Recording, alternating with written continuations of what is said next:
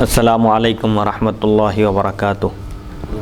عالم اسلام کے مسلمانوں کے لیے ایک زبردست خوشخبری۔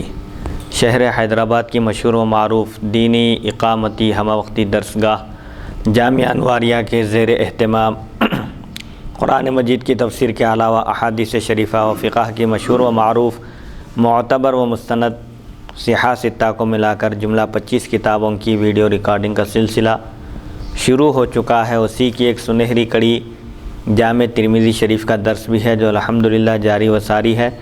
بیات شیخ المشائخ حضرت سید محمد عبد القدیر الحسینی المعروف نورانی پاشا رحمۃ اللہ علیہ، بانی و فاؤنڈر جامعہ انواریہ و باب العلم انواریہ ایجوکیشنل سوسائٹی حیدرآباد۔ سب سے پہلے عربی عبارت پڑھی جائے گی، پھر ترجمہ کیا جائے گا اور تشریح بیان کرتے ہوئے مسائل پر بھی روشنی ڈالی جائے گی تاکہ شرعی احکام سمجھنے میں آسانی ہو اور ہم ان پر عمل کر سکیں۔ اللہ تعالیٰ سے دعا ہے کہ وہ ہم کو سننے اور سنانے سے زیادہ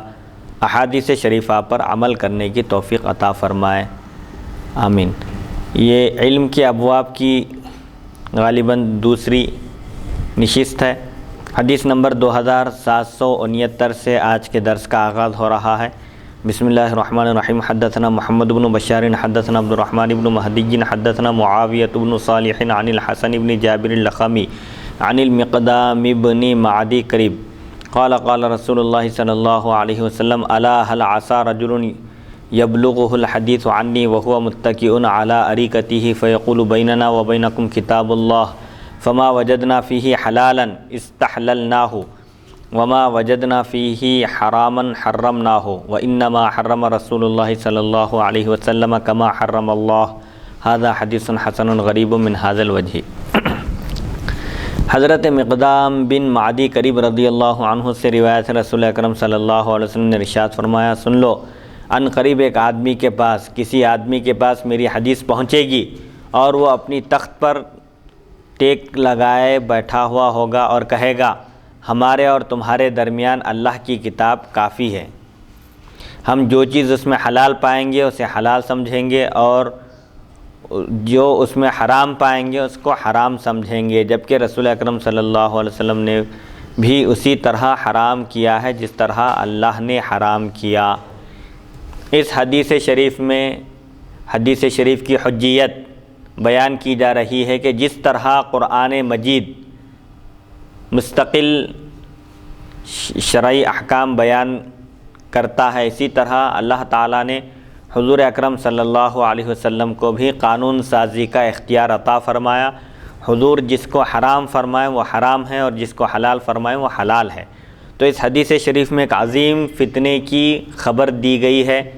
پیشن گوئی کی گئی کہ ایک زمانہ ایسا آئے گا جس میں منکرین حدیث پیدا ہوں گے، وہ یہ کہیں گے کہ ہم کو صرف قرآن کافی ہے، قرآن میں جو حلال ہے وہ حلال ہے اور جو حرام ہے وہ حرام ہے۔ تو اس فتنے کی حضور اکرم صلی اللہ علیہ وسلم نے پیشن گوئی فرمائی، چنانچہ آج ایک فرقہ اہل قرآن کے نام سے موسوم ہے جو صرف قرآن پر عمل کرنے کا دعویٰ کرتا ہے اور احادیث شریفہ کو حجت نہیں مانتا، دلیل نہیں مانتا، حالانکہ قرآن مجید کے بعد دوسرا درجہ احادیث شریفہ کا ہے اور احادیث شریفہ سے بھی فرضیت اور کسی حکم کا واجب ہونا اور کسی حکم کا حلال اور حرام ہونا یہ احادیث شریفہ سے بھی ثابت ہے۔ خود اللہ تعالیٰ نے قرآن پاک میں حضور اکرم صلی اللہ علیہ وسلم کے متعلق فرمایا اور حکم دیا امت کو کہ ما آتاکم الرسول فخذوہ وما نہاکم عنہ فانتہوا۔ رسول اکرم صلی اللہ علیہ وسلم جو کچھ تم کو عطا کریں تم اس کو اختیار کرو، لے لو، فعل امر ہے، یہ واجب ہے، اس کو اختیار کرنا، ان احکام کو قبول کرنا اور ان پر عمل کرنا، اور حضور اکرم صلی اللہ علیہ وسلم جن چیزوں سے منع کر دیں ان سے رک جاؤ۔ تو یہ آیت خود ایک اس بات کی دلیل ہے کہ حضور اکرم صلی اللہ علیہ وسلم کو اللہ تعالیٰ نے شریعت میں قوانین وغیرہ وضع کرنے کا اختیار عطا فرمایا تھا۔ آپ نہ صرف قرآن مجید کی آیات کی تفصیل بیان کرنے والے ہیں اور شرح کرنے والے ہیں بلکہ آپ شارع بھی ہیں، آپ کو اللہ تعالیٰ نے حلت اور حرمت کا اختیار بھی عطا فرمایا۔ چنانچہ بہت سارے احادیث شریفہ سے یہ بات ثابت ہوتی ہے، جیسا کہ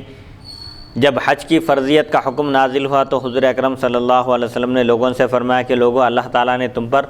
حج فرض قرار دیا ہے، لہذا تم بیت اللہ کا حج کرو۔ تو ایک صحابی جن کا نام اقرع بن حابس ہے، انہوں نے اٹھ کر عرض کیا مجمع میں سے کہ یہ کیا یا رسول اللہ صلی اللہ علیہ وسلم، ہر سال فرض ہے حج کی فرضیت کا حکم ہر سال ہے؟ تو حضور اکرم صلی اللہ علیہ وسلم سکوت اختیار فرمائے۔ پھر آپ نے فرمایا کہ اگر میں ہاں کہہ دیتا تو ہر سال حج فرض ہو جاتا۔ تو یہ حدیث شریف بھی بالکل واضح دلیل ہے کہ اللہ تعالیٰ نے حضور اکرم صلی اللہ علیہ وسلم کو یہ اختیار دیا تھا کہ اگر آپ کسی چیز کو فرض قرار دینا چاہیں تو فرض قرار دے سکتے ہیں، کسی چیز کو واجب قرار دینا چاہیں تو اس کا بھی آپ کو اختیار ہے۔ پھر حضور اکرم صلی اللہ علیہ وسلم نے اس میں واضح طور پر فرما دیا کہ اللہ کا حرام قرار دینا اور حضور اکرم صلی اللہ علیہ وسلم کا کسی چیز کو حرام قرار دینا یہ دونوں برابر ہے، یعنی اللہ جس چیز کو حرام کہے وہ بھی حرام ہے،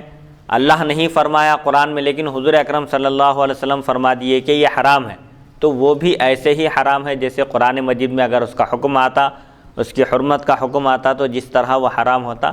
ایسے ہی حضور اکرم صلی اللہ علیہ وسلم کو اللہ تعالیٰ نے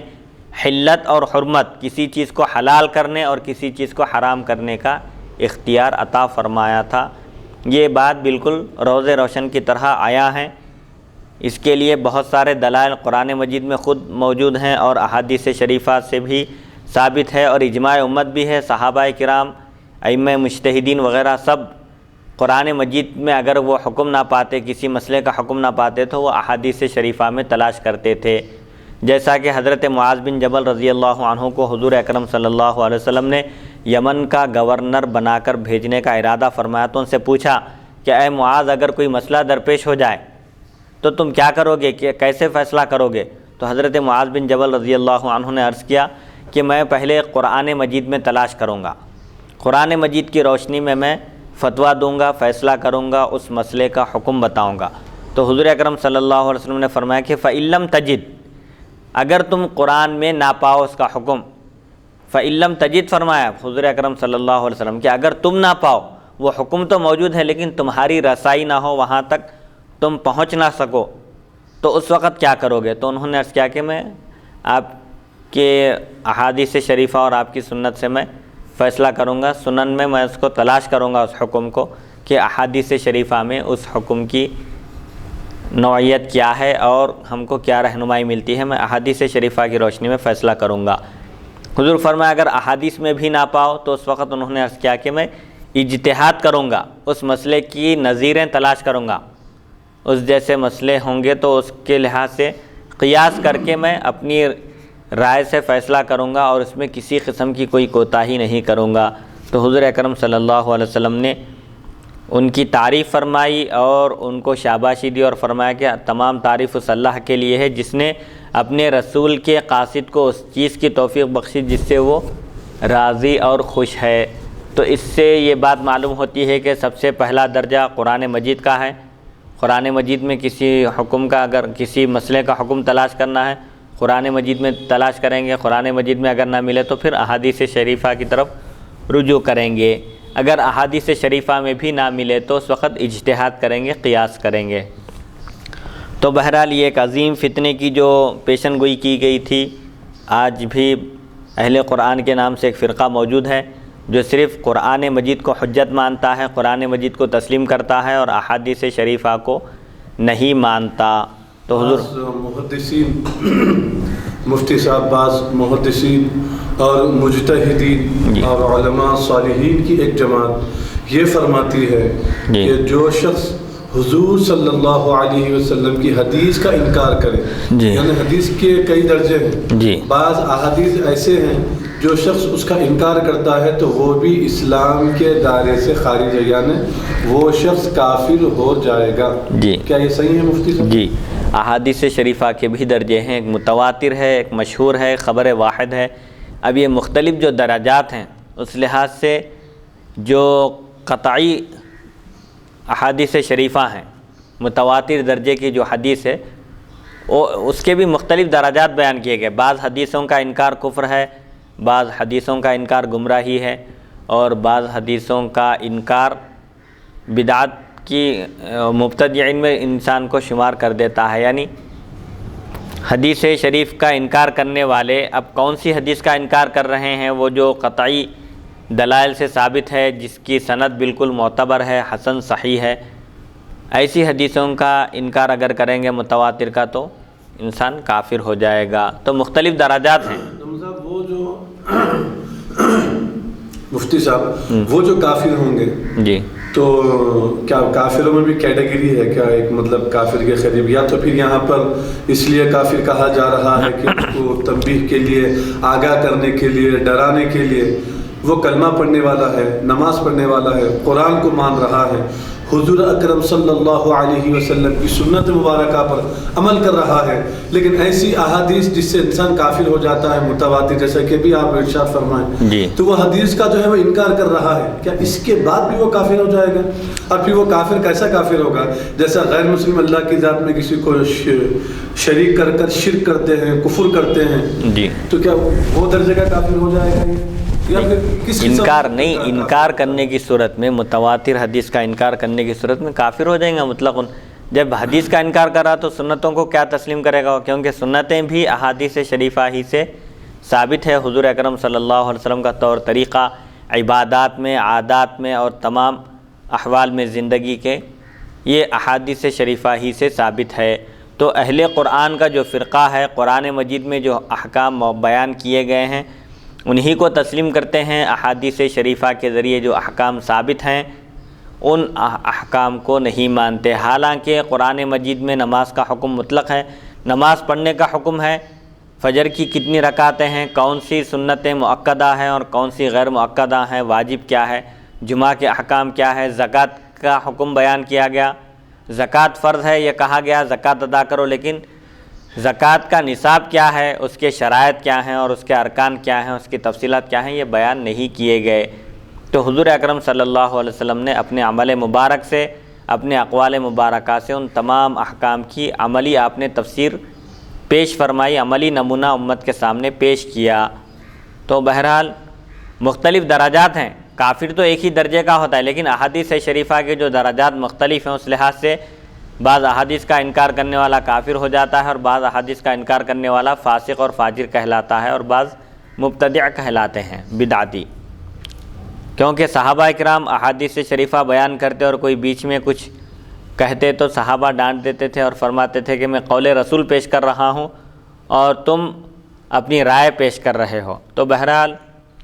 ائمہ مجتہدین کا بھی یہ طریقہ تھا کہ وہ سب سے پہلے حکم کو قرآن مجید میں تلاش کرتے، قرآن مجید میں نہ پاتے تو احادیث شریفہ میں تلاش کرتے. احادیث شریفہ میں بھی اگر اس مسئلے کا حکم نہ پاتے تو خاص طور پر امام اعظم ابو حنیفہ رحمۃ اللہ علیہ فرماتے ہیں کہ ہم پھر صحابہ کے اقوال کی طرف رجوع کریں گے کہ صحابہ کا اس مسئلے میں عمل کیا تھا. صحابہ کے قول سے ہم باہر نہیں نکلیں گے. یعنی کسی ایک صحابی کے قول کو اگر صحابہ میں بھی اختلاف ہو اس مسئلے میں تو ہم کسی ایک صحابی کے قول کو اختیار کریں گے،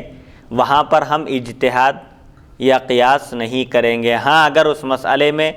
صحابہ کے بھی اقوال موجود نہ ہوں تو اس وقت ہم اجتہاد کریں گے، قیاس کریں گے، تابعین کے اقوال کو نہیں لیں گے، کیونکہ وہ بھی رجال ہیں، ہم بھی رجال ہیں، وہ بھی مجتہد ہیں، ہم بھی مجتہد ہیں. جس طرح ان کو اجتہاد کرنے کا حق حاصل ہے ہم کو بھی اجتہاد اور قیاس کرنے کا حق حاصل ہے. جیسا کہ بھی آپ فرمائے وہ ابن ماجہ میں جی امام ابن ماجہ مقدمہ میں جو ہے وہ احادیث شریف کو ذکر کیے ہیں. جی آپ کے حقیقی بھائی ہمارے مولانا مفتی محمد شرف الدین صاحب نے بھی اس کی بڑی اچھی وضاحت کی تھی اس حدیث مبارک پر کہ ایک صحابی رسول ہیں جس کو حضرت عمر فاروق رضی اللہ عنہ نے امیر معاویہ رضی اللہ عنہ کے پاس بھیجا جہاد کرنے کے لیے، لڑنے کے لیے. اس وقت امیر معاویہ رضی اللہ عنہ اس علاقے کے غالباً گورنر تھے. تو دیکھیں کہ وہاں پر جو سونے کے بدلے سونا اگر دیا جاتا ہے تو وہ پھر منع نہیں ہے، بلکہ کچھ چیز کی ایک چیز کے دے رہے ہیں لیکن دوسری چیز لے رہے ہیں، تو کیونکہ وہ جنس بدلنے کی وجہ سے حضور نے منع فرمایا ہے. تو امیر معاویہ رضی اللہ عنہ کچھ ایسے ہی جو ہے لوگ کر رہے تھے، اس پہ آپ نے رکے نہیں، مگر کچھ ایسا واقعہ ہے وہ پورا تفصیلی تو یاد نہیں ہے. تو وہ صحابی رسول حضرت اسامہ بن ثابت رضی اللہ عنہ کو جو بزرگ ہے، اسامہ بن زید نہیں ثابت جو ہے دیکھیے وہ آخری میں زید بن ثابت جی، تو بہرحال وہ یا حسان بن ثابت. ہاں حسن وہ جو کھجور کا تنا جو ٹیک لگا کر حضور اکرم صلی اللہ علیہ وسلم خطبہ دیا کرتے تھے، پھر وہ اس کو جب چھینا گیا تو وہ تنا استوان حنانہ. ہاں تو یہ جو حدیث جو ذکر گئے وہ صحابی رسول، تو انہوں جو ہے بڑا غضبناک ہوئے، بولے رسول اللہ صلی اللہ علیہ وسلم نے ایسا کرنے سے منع کیا ہے. جی. تو امیر معاویہ رضی اللہ عنہ تعویل کیے وہ نہیں ہے ایسا، ایسا نہیں ایسا ہے. بولے تو آپ غصے میں آ کر یہ فرمائیں میں رسول کی حدیث بیان کر رہا ہوں، میں حضور کی حدیث بیان کر رہا ہوں، اور حدیث پر آپ اپنے قول کو ترجیح دے رہے ہیں. جی. جہاد ہوتے ہی ایک لمحے کے لیے میں یہاں نہیں رہوں گا، چلے جاؤں گا یہ شہر چھوڑ کر. جیسا ہی جہاد ختم ہوا اب شہر چھوڑ کر مدینہ شریف تشریف لائے، حاضر ہوئے، اور عمر رضی اللہ عنہ کی خدمت میں حاضر ہوتے. حضرت عمر رضی اللہ عنہ فرماتے ہیں اے وہ صحابی رسول کا نام یاد نہیں آنا کہ تمہیں کس چیز نے یہاں پر لائی ہے. اچھا. تو ذکر کرتے ہیں وہاں پر حضور کی حدیث مبارکہ پر اپنے قول کو ترجیح دیتے ہیں. جی. تو حضرت عمر رضی اللہ عنہ نے فرمایا وہ کیا ہی برا اور بدترین شہر ہے جہاں پر حضور کی حدیث پر اپنے قول کو ترجیح دی جاتی ہے. جی. حضرت عمر رضی اللہ عنہ کا ارشاد مبارک ہے. آپ فرماتے ہیں اور وہ شہر بھی بدترین شہر ہے جہاں پر تمہارے جیسا حدیث سنانے والا نہ ہو. جی. تو ابن ماجہ میں یہ حدیث نقل کی ہے. جی. تو بہرحال یہ خلاصہ کلام یہی ہے کہ حضور اکرم صلی اللہ علیہ وسلم نے ایک فرقے کی پیشن گوئی فرما دی کہ عنقریب ایک ایسا زمانہ آئے گا جس میں لوگ احادیث شریفہ کا انکار کریں گے اور کہیں گے کہ ہمارے اور تمہارے درمیان قرآن مجید ہے، ہم کو وہ کافی ہے. یقیناً قرآن مجید کافی ہے لیکن ہر ایک کے لیے نہیں. وہ صحابہ کرام کے لیے کافی ہے جن کی اگر اونٹ کی رسی بھی گم ہو جاتی تو وہ کہتے ہیں، وہ فرماتے تھے کہ ہم اگر ہماری اونٹ کی رسی بھی گم ہو جائے تو ہم قرآن کے ذریعے اس کو تلاش کر لیں گے. قرآن مجید میں ہر چیز کا علم موجود ہے لیکن وہاں تک رسائی ہر ایک کے بس کی بات نہیں ہے، وہاں تک پہنچنا ہر ایک کے بس کا کام نہیں ہے. بعض لوگ کہتے ہیں کہ بھئی قرآن مجید عام فہم انداز میں ہے، سمجھنے کے لیے نازل کیا گیا ہے، اور لوگ کہتے ہیں، علماء کہتے ہیں، یہ تقلید کرنے والے حضرات کہتے ہیں کہ قرآن مجید ہر ایک کے سمجھنے کا کام نہیں ہے، ہر ایک کے بس کی بات نہیں ہے. تو یہ کیونکہ صحابہ کرام خود جب قرآنی آیتیں نازل ہوتی تو حضور اکرم صلی اللہ علیہ وسلم سے پوچھتے تھے، حالانکہ وہ اہل لسان تھے، اہل زبان تھے، زبان پر ان کو قدرت حاصل تھی. فی البدیہہ برجستہ وہ اشعار کہنے پر اور گفتگو کرنے پر قدرت رکھتے تھے. اللہ تعالیٰ نے ان کو زبان پر ایسی قدرت عطا فرمائی تھی کہ وہ اپنے علاوہ بقیہ لوگوں کو عجمی یعنی گونگا کہتے تھے، اور عرب کی فصاحت اور بلاغت اور ان کی عرب دانی زبان دانی کے آگے پوری دنیا گھٹنے ٹیک دی تھی. ان کا کمال عربی زبان میں قدرت اور مہارت، فصاحت اور بلاغت تھا. تو اس زبان میں جب قرآن انہی کی زبان میں قرآن نازل کیا گیا تو وہ لوگ بعض الفاظ کو سمجھنے کے لیے، بعض احکام سمجھنے کے لیے حضور اکرم صلی اللہ علیہ وسلم کی بارگاہ میں رجوع ہوتے تھے اور دریافت کرتے تھے. ایسے بھی بے شمار واقعات ہیں. جیسے خود حج کی فرضیت کا حکم نازل ہوا تو اقرا بن حابس نے پوچھا کیا ہر سال حج فرض ہے؟ تو حضور فرمایا کہ اگر میں ہاں کہہ دیتا تو ہر سال حج فرض ہو جاتا تھا. تو حضور اکرم صلی اللہ علیہ وسلم نے امت کو مشقت سے بچانے کے لیے، امت کی سہولت کی خاطر آپ نے بہت سارے اعمال فرمائے لیکن تاکیدی حکم نہیں دیا ان کا، کہیں وہ امت پر فرض نہ ہو جائے. جیسے مسواک کا ہی ہے، حضور فرمایا اگر میری امت کو مجھے مشقت میں ڈالنے کا ڈر نہ ہوتا، اندیشہ نہ ہوتا تو میں ہر نماز کے وقت مسواک کرنے کا حکم دیتا. اب دیکھیے مفتی صاحب اسی حدیث سے ثابت ہو رہا ہے جی کہ بعض ہمارے علماء یعنی پینٹ موڑ کر نماز پڑھنے کو حرام کہتے ہیں، جی بلکہ ٹخنے کے نیچے اس کو ویسا ہی چھوڑ دیا جائے. یعنی تو آپ پینٹ یا پٹلون ہی ایسا سلائیں کہ وہ ٹخنے کے اوپر ہو، کیونکہ اللہ کی بارگاہ میں جب آپ حاضر ہوتے ہیں تو کپڑے جو ہے مڑے ہوئے نہیں ہونا چاہیے. آپ جب کسی دنیا دار، اگر کوئی شخص کسی دنیا دار C M, P M, M P, M L A یا کوئی بڑے عہدیدار سے ملاقات کے لیے ارادہ کرتا ہے، جانا چاہتا ہے تو وہ بہترین کپڑے پہن کر جاتا ہے. تو ساری کائنات کو پیدا کرنے والا رب، تجھے مجھے سب کو پیدا کرنے والا رب، تو جب اس کی بارگاہ میں جب حاضر ہو رہا ہے تو تیرا حاضر ہونا کیسا ہونا چاہیے تھا؟ کپڑے بہترین ہونے چاہیے تھے. تو جو دنیا کے کتوں کی پاس جب تو جاتا ہے تو کپڑے بہترین پہن کر جاتا ہے دنیا دار لوگوں کے پاس، جب تو اللہ کی بارگاہ میں آتا تیری حالت ایسی بری ہوتی ہے، یعنی تیرا پینٹ جو ہے نا ٹخنے کے نیچے ہوتا ہے، اگر ہے تو اس کو موڑ کر پہنتا ہے، تو موڑ کے پہننے کو اس پر قیاس کرتے ہوئے وہ لوگ موڑ کر پہننے کو جو ہے حرام قرار دیے ہیں، جبکہ اس حدیث مبارکہ سے یہ بات ثابت ہو رہی ہے مفتی صاحب کہ رسول اللہ صلی اللہ علیہ وسلم نے حج جیسی فرض عبادت کو ہر سال آپ نے فرض نہیں کیا، فرض ہے، فرض عبادت کو ہر سال فرض نہیں کیا آپ نے، اور پھر اس کے ساتھ یہ تاکید لگا دی گئی، حضور نے یہ تاکید فرمائی ہے مفتی صاحب ان لوگوں کے لیے کہ جن کے پاس استطاعت ہو وہی لوگ حج کریں،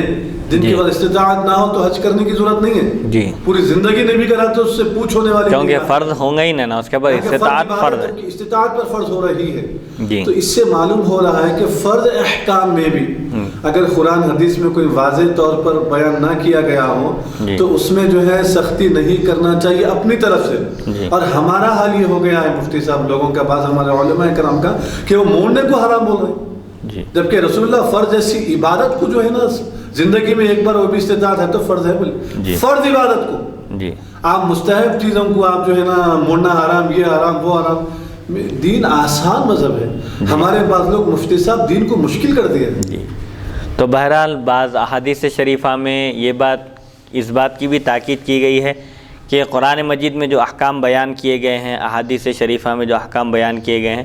بار بار پوچھنے سے بعض احکام حرام بھی قرار دیے جاتے ہیں، اسی لیے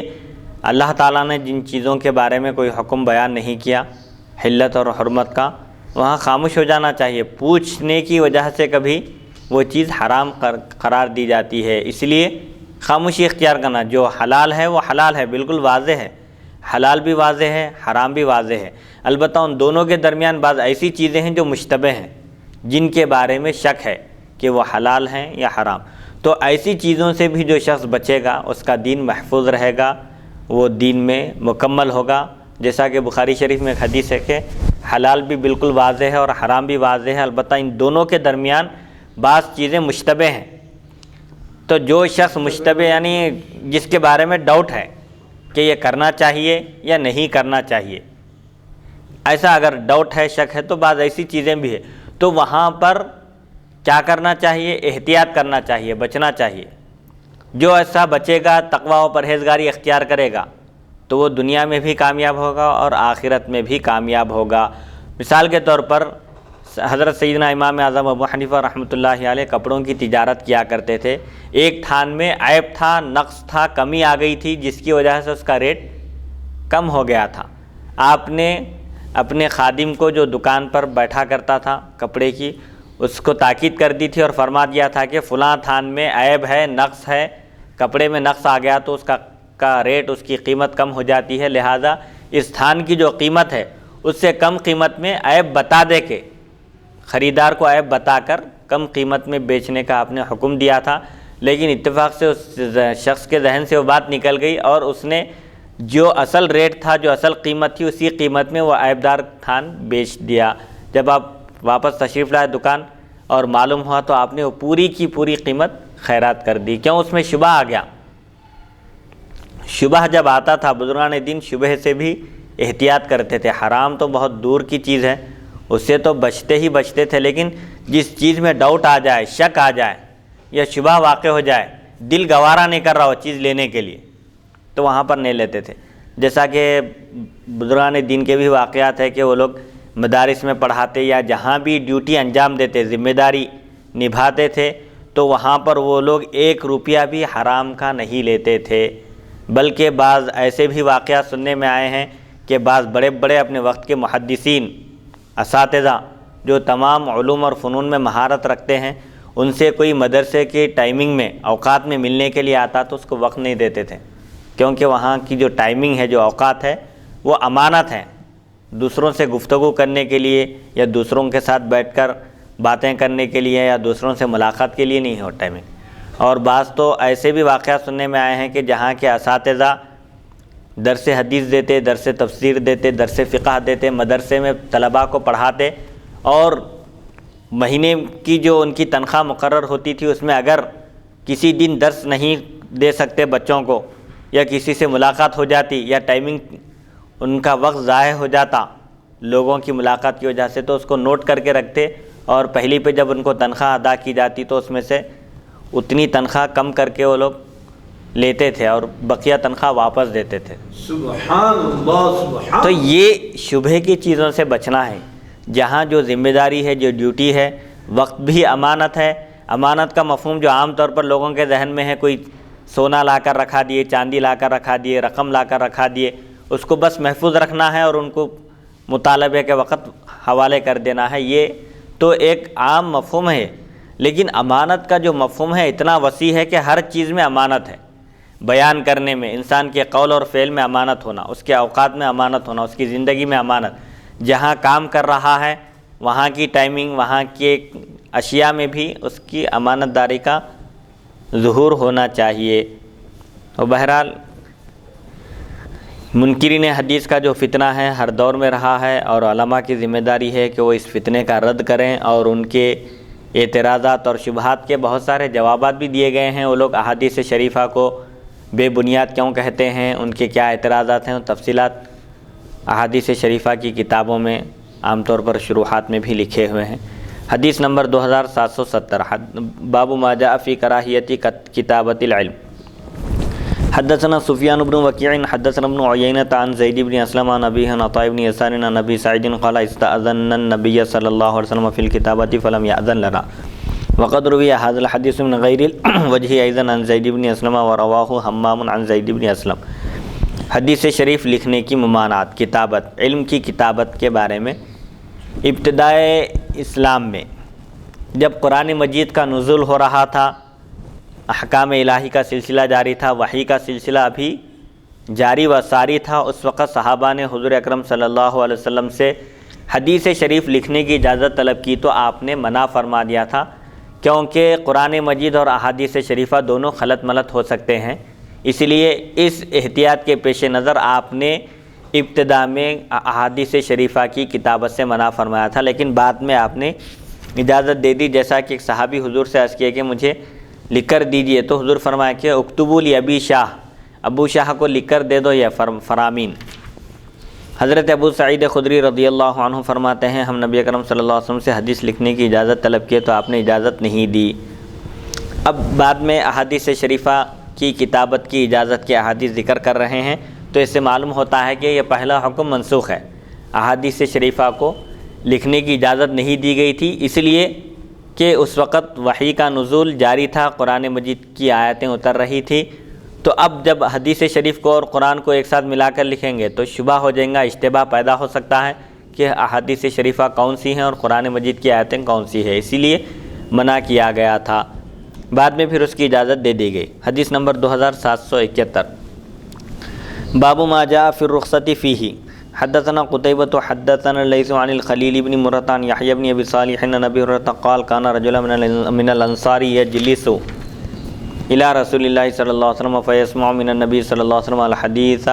فیعجبہ ولا یحفظہ فشکا ذلك الى رسول اللہ صلی اللہ علیہ وسلم فقال یا رسول اللہ انی لاسمع منک الحدیث فیعجبنی ولا احفظہ فقال رسول اللہ صلی اللہ علیہ وسلم استعن بیمینک وأومأ بيده الخط وفي الباب عن عبد الله بن عمرو هذا حديث ليس إسناده بذاك القائم وسمعت محمد بن اسماعیل يقول والخلیل بن مرۃ منکر الحدیث۔ حدیث شریف لکھنے کی اجازت کا بیان۔ حضرت ابو ہریرہ رضی اللہ عنہ فرماتے ہیں کہ انصاری نبی اکرم صلی اللہ علیہ وسلم کی خدمت میں بیٹھتے اور آپ سے احادیث شریفہ سنتے تو وہ احادیث شریفہ انہیں پسند آتی تھی، یعنی خوش ہوتے تھے وہ احادیث شریفہ سن کر، لیکن یاد نہیں رکھ سکتے تھے، یاد نہیں رہتی تھی، بہت ساری احادیث شریفہ تو سنتے تھے۔ تو انہوں نے نبی اکرم صلی اللہ علیہ وسلم سے اس بات کی شکایت کرتے ہوئے عرض کیا کہ یا رسول اللہ صلی اللہ علیہ وسلم یقیناً میں آپ سے حدیث شریف سنتا ہوں تو مجھے اچھی لگتی ہے حدیث شریف، لیکن میں یاد نہیں رکھ پاتا۔ تو نبی اکرم صلی اللہ علیہ وسلم نے ارشاد فرمایا اپنے دائیں ہاتھ سے مدد لو، سیدھے ہاتھ سے مدد لو، یعنی لکھ لیا کرو، اور آپ نے لکھنے کا اشارہ فرمایا۔ دائیں ہاتھ سے مدد لے کر لکھنے کا آپ نے اشارہ فرمایا کہ احادیث شریفہ کو لکھ لو تو وہ محفوظ رہ جائیں گی۔ اسی لیے کہا جاتا ہے من کتب قرّ ومن حفظ فرّ، جو لکھ کر رکھا وہ چیز ثابت رہ جاتی ہے، محفوظ رہ جاتی ہے، اور ہمیشہ کے لیے اس کا فیضان دوسروں تک پہنچایا جا سکتا ہے۔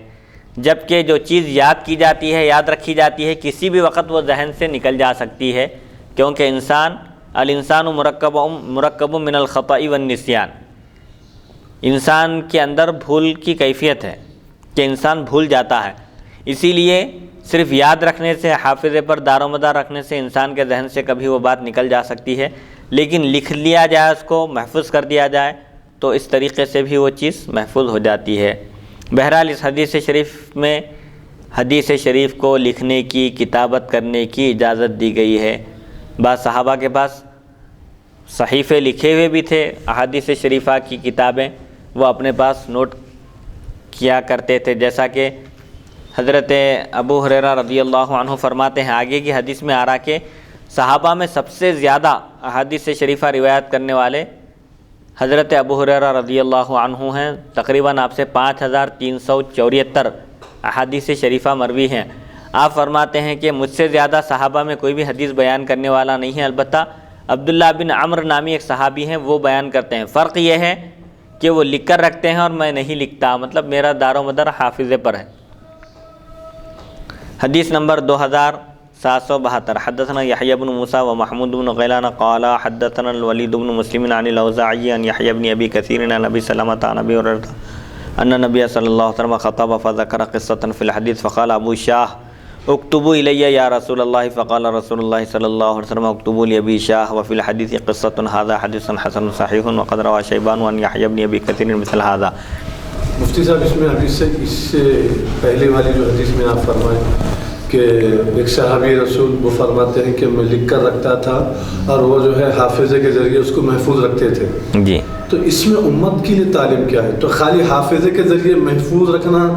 یہ زیادہ افضل ہے یا پھر لکھ لینا زیادہ بہتر ہے؟ کیونکہ قرآن مجید میں اللہ تعالیٰ قلم کی قسم کھایا ہے۔ جی، ابھی وہ حدیث آ رہی ہے، اس کے بعد میں اس میں ذکر کروں گا اس کا۔ حضرت ابو ہریرہ رضی اللہ عنہ فرماتے ہیں نبی اکرم صلی اللہ علیہ وسلم نے خطبہ ارشاد فرمایا۔ اب حضرت ابو ہریرہ رضی اللہ عنہ نے حدیث میں پورا واقعہ ذکر کیا۔ پھر ایک شخص ابو شاہ نے کہا یا رسول اللہ صلی اللہ علیہ وسلم مجھے لکھ کر دیجئے، تو نبی اکرم صلی اللہ علیہ وسلم نے صحابہ کرام سے فرمایا ابو شاہ کے لیے لکھ دو، جو فرامین ہیں، جو احادیث شریفہ بیان کیے جا رہے ہیں وہ لکھنے کی درخواست کر رہے ہیں، لہٰذا ان کو لکھ کر دو، صحابہ کو حکم دیے۔ تو اس حدیث شریف سے بھی یہ معلوم ہوتا ہے کہ کتابت کی اجازت ہے۔ ابتدا میں جو آپ نے لکھنے سے منع کیا تھا احادیث شریفہ کو، اس کی وجہ یہ تھی کہ قرآن مجید کی آیتوں کے نزول کا دور تھا، آیتیں نازل ہو رہی تھی، اسی وجہ سے آپ نے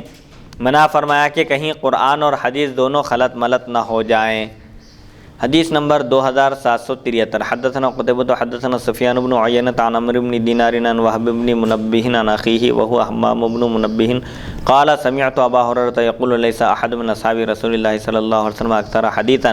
عن رسول اللہ صلی اللہ علیہ وسلم منی الا عبد اللہ بن عمرو فانه كان يكتب وكنت لا اكتب هذا حدیث حسن صحیح ووهب بن منبہ عن اخیہ هو حمام بن منبہ۔ حضرت ابو ہریرہ رضی اللہ عنہ فرماتے ہیں صحابہ کرام میں سے عبداللہ بن عمرو کے علاوہ کوئی بھی مجھ سے زیادہ رسول اکرم صلی اللہ علیہ وسلم کی احادیث شریفہ روایت کرنے والا نہیں، اور وہ یعنی عبداللہ بن عمرو لکھ لیا کرتے تھے جبکہ میں نہیں لکھتا تھا۔ یہ حدیث حسن صحیح ہے۔ وہب بن منبہ اپنے بھائی حمام بن منبہ سے روایت کرتے ہیں۔ حضرت ابو ہریرہ رضی اللہ عنہ کے حافظے کا واقعہ ہے کہ حضرت ابو ہریرہ رضی اللہ عنہ نے حضور اکرم صلی اللہ علیہ وسلم کی بارگاہ اقدس میں شکایت کی کہ میں آپ سے احادیث شریفہ سنتا ہوں لیکن مجھے یاد نہیں رہتے، تو حضور اکرم صلی اللہ علیہ وسلم نے فرمایا کیا ہے ابو ہریرہ اپنی چادر پھیلاؤ۔ ابو ہریرہ رضی اللہ عنہ نے اپنی چادر بچھا دی، پھیلا دی، تو حضور اکرم صلی اللہ علیہ وسلم نے اپنے دونوں ہاتھوں سے اس میں کوئی چیز رکھی اور فرمایا کہ اس کو اپنے سینے سے لگا لو، اس کو سمیٹ کر قریب کر کے اس چادر کو اپنے سینے سے لگا لو۔ جیسے ہی ابو ہریرہ رضی اللہ عنہ نے اس چادر کو لپیٹا اور اپنے سینے سے لگا لیا تو جو احادیث شریفہ وہ پہلے سنے تھے وہ بھی یاد آ گئے اور پھر اس کے بعد کوئی حدیث شریف نہیں بھولے۔ سبحان۔ تو یہ عرب کا حافظہ ضرب المثل تھا۔ اللہ نے عرب کو ایسا حافظہ عطا فرمایا تھا کہ وہ ہزاروں قصیدے، ہزاروں اشعار سنتے، صرف ایک مرتبہ سنتے تو ان کو ازبر ہو جاتے تھے، یاد ہو جاتے تھے، دوبارہ سننے کی ضرورت نہیں تھی۔ یہی فیضان محدثین کو بھی ملا، جنہیں صرف ایک مرتبہ حدیث شریف سننے پر یاد ہو جاتی تھی سند اور متن کے ساتھ۔ چنانچہ امام بخاری رحمۃ اللہ علیہ اور امام احمد بن حنبل ایسے بڑے بڑے جو محدثین ہیں اور بڑے بڑے محدثین کے جو اساتذہ ہیں، ان کو لاکھوں کی تعداد میں احادیث شریفہ یاد تھیں، جیسا کہ امام ترمذی ہے اور امام بخاری ہے۔ امام احمد بن حنبل رحمۃ اللہ علیہ کو 7 لاکھ احادیث شریفہ سند اور متن کے ساتھ یاد تھیں، اور امام بخاری کا بھی حافظہ، اللہ نے آپ کو ایسا حافظہ عطا فرمایا تھا کہ ایک شہر میں جب آپ داخل ہوئے تو وہاں کے محدثین نے آپ کے حافظے کا امتحان لینے کے لیے 100 حدیثوں کی سند کو خلط ملط کر دیا، اور ایک حدیث کے متن کو دوسری حدیث کے سند کے ساتھ ملا کر جب امام بخاری اس شہر میں داخل ہوئے اور مسجد میں آپ پہنچے، لوگوں کا مجمع ازدحام تھا، آپ کی زیارت کے لیے لوگ، آپ کے دیدار پرنور سے مشرف ہونے کے لیے لوگ جمع ہوئے، تو اس وقت محدثین ایک کے بعد ایک اٹھ کر 10 حدیثیں بیان کیے، جس کی سند متن بالکل گڈ مڈ کر دیے تھے، خلط ملط کر دیے تھے۔ حدیث کا متن ایک ہے لیکن سند دوسرے حدیث کی اس کے ساتھ جوڑ دیے تھے۔ تو جب انہوں نے یہ حدیث بیان کی، 100 حدیثیں بیان کی غالباً، تو امام بخاری ہر حدیث کے موقع پر فرمایا کہ میں نہیں جانتا یہ حدیث۔ تو پورا مجمع حیران تھا کہ یہ اتنے بڑے محدث ہیں جن کا چرچا ہے اور پوری دنیا میں جن کی شہرت ہے، ایسے عظیم محدث ان حدیثوں کے بارے میں جو عام لوگ بھی جانتے ہیں ان کے بارے میں فرماتے ہیں کہ میں نہیں جانتا۔ پھر جب سب حدیثیں بیان کر چکے تو امام بخاری رحمۃ اللہ علیہ اٹھ کر انہی حدیثوں کو پھر صحیح جوڑ کر آپ نے ہر حدیث کی سند اور متن کو ملا کر آپ نے وہ پوری حدیثیں بیان کر کے فرمایا کہ اس حدیث کا متن یہ ہے، اس کی سند یہ ہے، اور فلاں نے فلاں جگہ یہ غلطی کی۔ تو یہ اللہ نے ان کو ایسا حافظہ عطا فرمایا تھا۔ سبحان اللہ۔ اب جیسے جیسے انحطاط آتا جا رہا ہے، حضور اکرم صلی اللہ علیہ وسلم کے زمانے مبارک سے دوری بڑھتے جا رہی ہے، حافظہ بھی کمزور ہوتا چلا جا رہا ہے اور علم بھی ختم ہوتا چلا جا رہا ہے، تو ایسے میں جو لکھ کر رکھا جاتا ہے وہ علم محفوظ رہتا ہے، لکھنے کی ممانعت نہیں ہے۔ اگرچہ کہ فضیلت زبانی یاد رکھنے کی ہے، سے انسان کا کمال، انسان کے حافظے کا اندازہ لگایا جا سکتا ہے۔ آج بھی بعض ایسے حفاظ موجود ہیں اللہ نے جن کو اعلیٰ درجے کا حافظہ عطا فرمایا ہے، اعلیٰ درجے کی دماغی قوت عطا فرمائی ہے۔ قرآن مجید جو یاد رکھتے ہیں، جو یاد کرتے ہیں، حفظ کرتے ہیں، یہ اللہ تعالیٰ کی عطا ہے کہ اللہ تعالیٰ جس کو چن لیتا ہے وہی حفظ کر سکتے ہیں، ورنہ قرآن مجید کے 30 پاروں کو یاد رکھنا متشابہات آیاتوں کے ساتھ، یہ ہر ایک کے بس کی بات نہیں ہے۔ لیکن احادیث شریفہ ایسا اس دور میں جیسے پہلے احادیث شریفہ کی حفاظت کا اور اس کو زبانی یاد کرنے کا جو اہتمام تھا، آج وہ آہستہ آہستہ بلکہ بالکل نہیں ہونے کی طرح ہو گیا ہے۔ حالانکہ پہلے حافظ جو کہتے تھے، حافظ ابن حجر عسقلانی، تو حافظ کا مطلب قرآن مجید کے حافظ کو حافظ نہیں کہتے تھے، بلکہ جن کو احادیث شریفہ سند اور متن کے ساتھ یاد ہوتی تھیں ان اشخاص کو، مبارک ہستیوں کو حافظ کہا جاتا تھا۔ آج حافظ کا لفظ صرف قرآن مجید کی حفظ کرنے والوں کے لیے خاص ہو گیا ہے، حالانکہ پہلے محدثین کو حافظ کہتے تھے، حافظ حدیث، جیسے حافظ ابن حجر عسقلانی رحمۃ اللہ علیہ ہیں۔ تو بہرحال لکھنے کی اجازت ہے، بلکہ اب موجودہ دور میں تو علم کو محفوظ رکھنے کا طریقہ اب صرف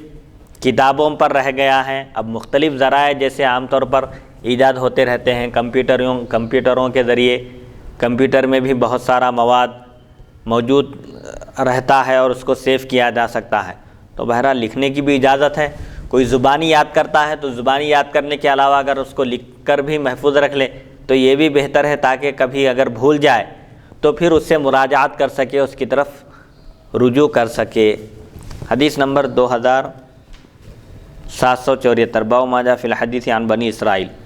حدثنا محمد بن یحییٰ حدثنا محمد بن یوسف عن عبد الرحمن بن ثابت بن ثوبان العابدی الشامی عن حسان بن عطیہ عن ابی کبشۃ السلولی عن عبد اللہ بن عمرو قال قال رسول اللہ صلی اللہ علیہ وسلم بلغوا عنی ولو آیۃ وحدثوا عن بنی اسرائیل ولا حرج ومن کذب علی متعمدا فلیتبوأ مقعدہ من النار ھذا حدیث حسن صحیح حدثنا محمد بن بشار حدثنا ابو عاصم عن الاوزاعی عن حسان بن عطیہ عن ابی قبشۃ السلولی عن عبد اللہ بن عمرو عن النبی صلی اللہ علیہ وسلم نحوہ ھذا حدیث حسن۔ یہ بیان ہے حکم کا جو بنی اسرائیل سے حدیث بیان کرنے کے بارے میں آیا ہے۔ بنی اسرائیل اگر کوئی روایت کریں یا کوئی واقعہ بیان کیے تو کیا اس کو بیان کیا جا سکتا ہے یا نہیں؟ حضرت عبداللہ بن عمر رضی اللہ عنہ سے مروی ہے، رسول اکرم صلی اللہ علیہ وسلم نے ارشاد نے فرمایا مجھ سے سن کر دوسروں تک پہنچاؤ، مجھ سے جو باتیں بھی سنو وہ دوسروں تک پہنچا دو، اس کی تبلیغ کرو اگرچہ کہ ایک آیت ہی کیوں نہ ہو، اور بنی اسرائیل سے روایت کرو، اس میں کوئی حرج نہیں، کوئی مضائقہ نہیں۔ جس نے مجھ پر جان بوجھ کر جھوٹ باندھا اس کو اپنا ٹھکانہ جہنم میں بنا لینا چاہیے۔ احادیث شریفہ بیان کرنے میں احتیاط سے کام لینے کی ضرورت ہے، اس کی تاکید بھی آئی ہے، کیونکہ جو حدیث نہیں ہے اگر کوئی اس کو حدیث کہہ کر بیان کرے، حضور کی طرف اگر اس قول کی نسبت کرے تو اس کا ٹھکانہ جہنم ہے۔ یہ عمدن اگر کوئی ایسا کر رہا ہے جانتے بوجھتے، کسی کو معلوم نہیں ہے، اندازہ ہے یا ہو سکتا ہے کہ یہ حدیث شریف ہو، اس اندازے سے اگر بیان کر رہا ہے تو اس میں کوئی حرج نہیں ہے، لیکن جانتے بوجھتے جو رسول اکرم صلی اللہ علیہ وسلم کا ارشاد نہیں ہے اس کو بیان کرتے وقت کہہ رہا ہے کہ یہ رسول اکرم صلی اللہ علیہ وسلم کا ارشاد ہے تو اس کا ٹھکانہ جہنم ہے۔ اور بنی اسرائیل کی روایت سے کیا ذکر؟ بنی اسرائیل کی روایتیں جیسے تورات اور انجیل میں جو بیان کیے گئے ہیں احکام، اگر کوئی بیان کر رہا ہے اور قرآن مجید کے احکام کی ان سے تصدیق بھی ہو رہی ہے، قرآن مجید میں جو احکام بیان کیے گئے ہیں ان کے خلاف نہیں جا رہے ہیں، اس میں کے احکام یا اس میں کے واقعات، تو ان کو بیان کرنے میں کوئی حرج نہیں ہے، کوئی مضائقہ نہیں ہے، بیان کیا جا سکتا ہے۔ البتہ ایسے واقعات بنی اسرائیل سے بیان کرنے کی سخت ممانعت ہے جن واقعات سے انبیاء کرام علیہم الصلاۃ والسلام کے وقار اور ان کے احترام میں فرق آتا ہو، جیسے وہ لوگ من گھڑت واقعات جو اس میں تورات اور انجیل میں تحریف کر کے شامل کر دیے، انبیاء کی شان میں گستاخی کیے، وہ سخت قطعاً منع ہے، وہ حرام ہے ویسے واقعات کو بیان کرنا۔ البتہ جو آداب سے متعلق ہیں یا قرآن مجید کے احکام سے میل کھاتے ہیں اور اس کی تصدیق کرتے ہیں، ایک دوسرے کو نہیں جھٹلاتے، تو ایسے واقعات کو، ایسے احکام کو بھی بیان کیا جا سکتا ہے۔ حدیث نمبر 2775 باب ما جاء ان الدال علی الخیر کفاعلہ۔ حدثنا نصر بن عبد الرحمن الکوفی وحدثنا احمد بن بشیر عن حبیب بن بشر عن انس بن مالک قال اتى النبي صلی اللہ علیہ وسلم رجل يستحمله فلم يجد عنده ما يحمله فدله على آخر فحمله فاتى النبي صلی اللہ علیہ وسلم فاخبره فقال ان الدال على الخير كفاعله وفي الباب عن ابي مسعود وابي هريره هذا حديث غريب من هذا الوجه من حديث انس عن النبي صلی اللہ علیہ وسلم۔ نیکی میں رہنمائی کرنے والا نیکی کرنے والے کی طرح ہے۔ ایک نیکی کا کام ہے، خیر کا کام ہے، ایک شخص نہیں کر پا رہا ہے، لیکن جس کے ذریعے وہ کام ہو سکتا ہے، انجام دیا جا سکتا ہے، اس کی طرف رہنمائی کر رہا ہے، تو گویا کہ وہ بھی اجر و ثواب میں نیکی کرنے والے کے برابر شریک ہے۔ حضرت انس بن مالک رضی اللہ عنہ سے روایت ہے ایک شخص نے بارگاہ رسالت میں آپ صلی اللہ علیہ وسلم میں حاضر ہو کر سواری طلب کی، اونٹ یا خچر وغیرہ جو بھی ہے سواری طلب کی۔ حضور اکرم صلی اللہ علیہ وسلم کے پاس سواری کا جانور نہیں تھا، تو آپ نے فرمایا فلاں کے پاس جاؤ۔ اس شخص نے اسے جانور دے دیا، جس شخص کی طرف رہنمائی کی گئی تھی، جس شخص کے پاس بھیجا گیا تھا، انہوں نے اس شخص کو سواری فراہم کر دی، ایک اونٹ عطا کر دیا۔ تو سائل نے حضور اکرم صلی اللہ علیہ وسلم کی خدمت میں حاضر ہو کر خبر دی، تو آپ نے فرمایا کہ نیکی کی رہنمائی، نیکی کے راستے میں رہنمائی کرنے والا نیکی کرنے والے کی طرح ہے۔ نیکی کی طرف رہنمائی کرنا، خیر کے کاموں کی طرف، خیر کے کاموں کا راستہ دکھانا، یہ گویا خود نیکی کرنے کی طرح ہے، خیر کا کام انجام دینے کی طرح ہے۔ جس طرح نیکی کرنے والے کو، مدد کرنے والے کو، خیر خیرات کرنے والے کو اور اس کام میں مدد کرنے والے کو اجر و ثواب ملتا ہے، ایسے ہی اس کی طرف بھیجنے والے کو بھی اللہ تعالیٰ اپنے فضل و کرم سے ثواب عطا فرماتا ہے۔ اسی لیے اگر ہم کسی کی مدد نہ کر سکیں تو کم سے کم اس کی رہنمائی ایسے شخص کی طرف کرنا چاہیے جو اس کی مدد کر سکے اور اس کے کام آ سکے، یہ بھی نیکی ہے اسلام میں۔ حدیث نمبر 2776 حدثنا محمود بن غیلان حدثنا ابو داود انبانا شعبۃ عن الاعمش قال سمعت ابا عمرو الشیبانی یحدث عن ابی مسعود البدری ان رجلا اتى النبي صلی اللہ علیہ وسلم لیستحمله فقال انه قد ابدع بی فقال رسول اللہ صلی اللہ علیہ وسلم ائت فلانا فاتاه فحمله فقال رسول اللہ صلی اللہ علیہ وسلم من دل على خير فله مثل اجر فاعله او قال عامله هذا حدیث حسن صحیح وابو عمرو الشیبانی اسمه سعد بن ایاس وابو مسعود البدری اسمه عقبۃ بن عمرو۔ حضرت ابو مسعود بدری رضی اللہ عنہ سے روایت ایک شخص نے حضور اکرم صلی اللہ علیہ وسلم کی خدمت میں حاضر ہو کر سواری طلب کی، سواری مانگی اور عرض کیا میری سواری کا جانور تھک چکا ہے۔ آلریڈی ان کے پاس ایک سواری تھی لیکن وہ جانور سفر کی وجہ سے بہت تھک چکا تھا، اب آگے چلنے کے وہ قابل نہیں تھا، تو وہ شخص حضور اکرم صلی اللہ علیہ وسلم سے سواری طلب کیا تو نبی اکرم صلی اللہ علیہ وسلم فرمایا فلاں شخص کے پاس جاؤ۔ وہ شخص ان کے پاس گیا تو اس نے اسے سواری کا جانور دے دیا۔ رسول اکرم صلی اللہ علیہ وسلم نے فرمایا نیکی کی طرف رہنمائی کرنے والے کے لیے اسی طرح اجر و ثواب ہے جس طرح نیکی کرنے والے کے لیے ہے۔ آپ نے فاعل ہی فرمایا یا عامل ہی فرمایا، یعنی نیکی کی طرف رہنمائی کرنے والے کو بھی ایسے ہی اجر و ثواب ملے گا جیسے خود نیکی کرنے والے کو ملتا ہے۔ رہنمائی کرنے کی وجہ سے وہ بھی اجر و ثواب میں شریک ہوتا ہے اور کسی کے اجر و ثواب میں کمی نہیں ہوتی۔ اللہ تعالیٰ کے خزانے میں کسی چیز کی کمی نہیں ہے، وہ ہر ایک کو خوب اجر عطا فرمائے گا۔ ابو عمرو شیبانی کا نام سعد بن ایاس ہے اور ابو مسعود بدری کا نام عقبہ بن عمرو ہے۔ حدیث نمبر 2777۔ حدثنا حسن بن علی الخلال وحدثنا عبداللہ بن نمیر عن الاعمش عن ابی عمرو شیبانی عن ابی مسعود عن النبی صلی اللہ علیہ وسلم نحوہ قال مثل اجر فاعلہ ولم یشک فیہ۔ حسن بن خلال نے بواسطہ عبداللہ بن نمیر، اعمش اور ابو عمرو شیبانی حضرت ابو مسعود رضی اللہ عنہ سے اس کے ہمانہ مرفوع روایت نقل کی۔ اس میں مثل اجر فاعلہ کے الفاظ بغیر شک کے مذکور ہیں۔ بہرحال فاعل کا لفظ ہو یا عامل کا لفظ ہو، معنی اور مفہوم ایک ہی ہے۔ ایک روایت میں بغیر شک کے ہے، ایک روایت میں شک کے ساتھ ہے۔ دونوں کا خلاصہ یہی ہے کہ نیکی کی طرف رہنمائی کرنے والا ایسا ہی ہے جیسے خود وہ نیکی کر رہا ہے۔ کسی کی مدد کے لیے کسی کے پاس بھیجنے والا ایسے ہی ہے جیسے وہ خود اس کی مدد کر رہا ہے، اس کو بھی اجر و ثواب ملے گا۔ حدیث نمبر 2778۔ حدثنا محمود بن غیلان والحسن بن علی وغیر واحد قالوا اخبرنا ابو اسامہ عن برید بن عبداللہ بن ابی بردہ عن جدہ ابی بردہ عن ابی موسیٰ الاشعری عن النبی صلی اللہ علیہ وسلم قال اشفعوا ولتؤجروا ولیقضی اللہ علی لسان نبیہ ما شاء۔ ھذا حدیث حسن صحیح وبرید بن عبداللہ بن ابی بردہ بن ابی موسیٰ وقد روى عنہ ثوری وسفیان بن عینہ وبرید یکنى ابا بردہ هو ابن ابی موسیٰ الاشعری۔ حضرت ابو موسیٰ اشعری رضی اللہ عنہ سے روایت نبی اکرم صلی اللہ علیہ وسلم نے ارشاد فرمایا سفارش کرو اور ثواب حاصل کرو۔ اللہ تعالیٰ اپنے نبی صلی اللہ علیہ وسلم کی زبان سے جو چاہتا ہے فیصلہ کراتا ہے۔ یہ حدیث حسن صحیح ہے۔ سے برید بن عبداللہ بن ابی بردہ بن ابی موسیٰ سے سفیان ثوری اور سفیان بن عینہ نے روایت کیا ہے۔ برید جن کی کنیت ابو بردہ ہے وہ حضرت ابو موسیٰ اشعری رضی اللہ عنہ کے صاحبزادے ہیں۔ اس حدیث شریف میں امت کو یہ درس دیا جا رہا ہے، یہ تعلیم دی جا رہی ہے کہ اگر تم کسی کو فائدہ نہ پہنچا سکو، کسی کی مدد نہ کر سکو اس کی مصیبت میں، یا جس سلسلے میں وہ مدد چاہتا ہے، مدد کا طالب ہے، اگر نہ کر سکو تو کم سے کم اس کی سفارش کر دو۔ تمہاری سفارش سے، تمہارے قلم سے، تمہاری زبان سے اگر کسی کا فائدہ ہو سکتا ہے تو اس کا فائدہ کر دو، تم کو اجر ملے گا۔ اور اللہ تعالیٰ اپنے نبی صلی اللہ علیہ وسلم کی زبان پر جو چاہتا ہے فیصلہ فرماتا ہے۔ حضور اکرم صلی اللہ علیہ وسلم کی زبان اقدس سے جو بات نکلتی ہے وہ حق پر مبنی ہوتی ہے، اور اللہ کی بارگاہ میں آپ جب دعا کرتے ہیں یا کسی کے حق میں آپ اللہ کی بارگاہ میں سفارش کرتے ہیں تو آپ کی سفارش ضرور قبول ہوتی ہے، اللہ تعالیٰ آپ کی بات رد نہیں فرماتا۔ بہرحال سفارش کرنے کی اس میں تعلیم دی گئی ہے۔ جو جس شعبے میں ہو، جس محکمے میں ہو، جس ڈپارٹمنٹ میں ہو، یا جہاں کہیں بھی کام کر رہا ہو، اگر اس کے قلم سے، اس کی زبان سے، اس کے بولنے سے، اس کی سفارش سے اگر فائدہ ہو سکتا ہے تو اس کو ضرور سفارش کرنا چاہیے، ریکمنڈ کرنا چاہیے، تاکہ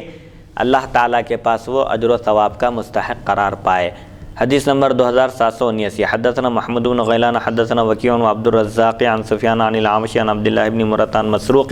عن عبد الله بن مسعود قال قال رسول الله صلی اللہ علیہ وسلم ما من نفس تقتل ظلما الا كان على ابن آدم كفل من دمها ذلك لأنه اول من سن القتل وقال عبد الرزاق سن القتل هذا حدیث حسن صحیح۔ حضرت عبداللہ بن مسعود رضی اللہ عنہ سے روایت رسول اکرم صلی اللہ علیہ وسلم نے ارشاد فرمایا جو شخص بھی ظلم سے قتل کیا جائے اس کے خون کا ایک حصہ آدم علیہ السلام کے بیٹے قابیل پر ہوتا ہے، اس لیے کہ سب سے پہلے اسی نے قتل کا طریقہ ایجاد کیا۔ عبد الرزاق نے اسنا کی جگہ سنا کا لفظ ذکر کیا ہے، دونوں کے معنی ایک ہی ہے۔ سب سے پہلے قتل کرنے والا دنیا کا سب سے پہلا قاتل قابیل ہے، جس کا واقعہ سورہ مائدہ میں بھی بیان کیا گیا ہے کہ حضرت آدم علیہ السلام کو ایک لڑکا اور ایک لڑکی تولد ہوتے تھے۔ آج ایک لڑکا ایک لڑکی تولد ہوا تو دوسرے دن جو لڑکا اور لڑکی تولد ہوتے تھے تو پہلے دن کے لڑکے کی شادی، لڑکے کا نکاح دوسرے دن جو پیدا ہوتی لڑکی اس لڑکی سے کیا جاتا تھا۔ تو قابیل کے ساتھ جو لڑکی تولد ہوئی قابیل کی بہن تھی، قابیل سے اس کا نکاح حرام تھا، اور حابیل کے ساتھ جو لڑکی تولد ہوئی تھی حابیل کا نکاح قابیل کی بہن کے ساتھ ہونا طے پایا تھا، اور قابیل کا نکاح حابیل کی بہن کے ساتھ۔ تو قابیل کی بہن انتہائی خوبصورت تھی اور قابیل چاہتا تھا کہ وہی اس سے نکاح کرے۔ آدم علیہ السلام نے منع فرمایا اور کہا کہ یہ سخت حرام ہے شریعت میں، تم اس سے نکاح نہیں کر سکتے۔ آپ نے فرمایا کہ تم دونوں اللہ کی بارگاہ میں قربانی پیش کرو، جس کی قربانی پیش قبول ہو گئی اس لڑکی کے ساتھ اسی کا نکاح کیا جائے گا۔ چنانچہ اس قربانی کا بھی ذکر ہے، قابیل بھی ایک قربانی پیش کیا اور حابیل نے اللہ کی بارگاہ میں قربانی پیش کرنے کے لیے اچھے فربا بکرے کا انتخاب کیا، تر و تازہ اچھا موٹا تازہ بکرا انہوں نے اللہ کی بارگاہ میں بطور قربانی پیش کیا، تو اللہ تعالیٰ نے ان کی قربانی قبول کر لی۔ تو قابیل کو غصہ آ گیا اور حسد کی آگ میں بھڑکتے ہوئے اس نے کہا کہ میں تم کو قتل کر دوں گا۔ تو حابیل نے کہا کہ اللہ تعالیٰ تو قربانی متقی لوگوں کی ہی، اس سے ڈرنے والوں کی ہی قربانی قبول فرماتا ہے، اگر تم مجھے قتل کرو گے تو میں قتل ہو جاؤں گا، لیکن میں تم پر ہاتھ نہیں اٹھاؤں گا۔ چنانچہ وہ قابیل نے حضرت آدم علیہ السلام کی غیر موجودگی میں آپ کہیں تشریف لے گئے تھے، اس وقت قابیل کو اس نے قابیل نے قتل کر دیا۔ اب قتل کے بعد حیران ہو گیا کیونکہ دنیا میں پہلا قتل تھا، اس سے پہلے کسی کا انتقال بھی نہیں ہوا تھا اور کوئی قتل بھی نہیں ہوئے تھے، اب کیا کرنا چاہیے؟ تو اللہ تعالیٰ نے ایک پرندے کو بھیجا، ایک کوے کو، جو دوسرے مرے ہوئے کوے کو زمین کھود کر گڑھا کھود کر اس میں دفن کیا۔ یہ دیکھ کر قابیل نے پھر حابیل کی تدفین کی۔ تو قابیل نے حابیل کو ظلماً قتل کیا تھا، قابیل ظالم تھا اور حابیل مظلوم تھے۔ تو اب دنیا میں جتنے بھی ظلماً مارے جائیں گے ان سب کے خون کا بدلہ قابیل پر بھی ہوگا، کیونکہ سب سے پہلے اسی نے قتل کی بنیاد ڈالی، اسی نے قتل کو ایجاد کیا۔ تو اس سے معلوم ہوتا ہے کہ اگر کوئی برا طریقہ ایجاد کرے اور قیامت تک آنے والے لوگ اس برے طریقے پر چلتے رہیں تو اس برے طریقے کو ایجاد کرنے والے کو عذاب ہوگا، اور جتنے لوگ اس کے طریقے پر عمل کریں گے ان سب کو عذاب ہوگا، اور کسی کے عذاب میں کسی قسم کی کوئی کمی نہیں ہوگی۔ اور اسی طرح اگر کوئی اچھا طریقہ ایجاد کرے اور اس پر عمل کرے اور اس کے بعد والے بھی اس پر عمل کریں تو اچھا طریقہ ایجاد کرنے کی وجہ سے قیامت تک جتنے لوگ اس اچھے طریقے پر عمل کریں گے ان کو بھی اجر و ثواب ملے گا، ان کے بھی اجر و ثواب میں کمی نہیں ہوگی، اور ان سب کا اجر و ثواب اس اچھے طریقے کو ایجاد کرنے والے کو بھی ملے گا، اور اس کے بھی اجر و ثواب میں کمی نہیں ہوگی۔ حدیث نمبر 2780 باب ما جاء فی من دعا الی ھدی فاتبع۔ حدثنا علی بن حجر حدثنا اسماعیل بن جعفر عن العلاء بن عبد الرحمن عن ابی ہریرہ قال قال رسول اللہ صلی اللہ علیہ وسلم من دعا الی ھدی کان له من الاجر مثل اجور من یتبعه لا ينقص ذلك من اجورهم شیئا ومن دعا الى ضلالة كان عليه من الاثم مثل آثام من يتبعه لا ينقص ذلك من آثامهم شيئا هذا حدیث حسن صحیح۔ یہ بیان اس حکم کا جو ہے اس شخص کے بارے میں آیا ہے جو ہدایت کی طرف بلائے بس اس کی پیروی کی جائے، ایک اچھا کام ایجاد کرے، ہدایت کی دعوت دے، نیکی کا کام کرے اور لوگ اس کی پیروی کرتے چلے جا رہے ہیں، ایک اچھے طریقے کی بنیاد ڈال دیا ایک شخص اور لوگ اس پر عمل کر رہے ہیں، تو جتنے لوگ قیامت تک اس پر عمل کریں گے ان سب کا اجر و ثواب بھی اس کو ملے گا، ان کے اجر و ثواب میں بھی کمی نہیں ہوگی، ان کا جو اجر ہے ان کے لیے متحقق رہے گا، ثابت رہے گا، پھر اس کے علاوہ اس شخص کو بھی ثواب ملے گا۔ 2780 حضرت ابو ہریرہ رضی اللہ عنہ سے روایت ہے، نبی کریم صلی اللہ علیہ وسلم نے ارشاد فرمایا، جس نے ہدایت کی طرف دعوت دی اس کے لیے اس راستے پر چلنے والوں کے مثل ثواب ہے اور ان کے ثواب میں سے کچھ بھی کم نہیں ہوگا، اور جس نے گناہ کی دعوت دی، گمراہی کی دعوت دی، اس کے لیے بھی اتنا گناہ ہے جتنا اس بدعملی کے مرتکبین پر ہے، اور ان کے گناہ میں بھی کوئی کمی نہیں ہوگی۔ تو بہرحال اس حدیث شریف میں دو اہم باتیں بیان کی گئی ہے۔ سب سے پہلی چیز یہ ہے کہ جو کسی اچھے طریقے کی بنیاد ڈالے، ایک اچھا طریقہ رائج کرے، ایجاد کرے، اب قیامت تک جتنے لوگ اس پر عمل کریں گے، اس شخص کو، اس اچھے طریقے کو ایجاد کرنے والے شخص کو اجر و ثواب ملے گا۔ جب تک قیامت تک لوگ عمل کریں گے ان کا بھی اجر و ثواب اس کو ملے گا، اور ان کے اجر و ثواب میں کوئی کمی نہیں ہوگی۔ ایسے ہی اگر کوئی برا طریقہ ایجاد کرے، کوئی گمراہ فرقہ برا طریقہ ایجاد کرے، برے عقائد ایجاد کرے، جو لوگ ان کے عقائد کو اپنائیں گے تو ان کو بھی گناہ ہوگا، اور یہ ان عقائد کی بنیاد ڈالنے والے، ان عقائد کو پھیلانے والے، ان لوگوں کو بھی گناہ ہوگا، اور ان کے گناہ میں کسی قسم کی کوئی کمی نہیں ہوگی۔ ہر ایک کو ان کا اپنا اپنا گناہ ہوگا، اور پھر اس برے طریقے کی بنیاد ڈالنے والے کو ان سب کا گناہ ہوگا جو قیامت تک اس پر عمل کریں گے۔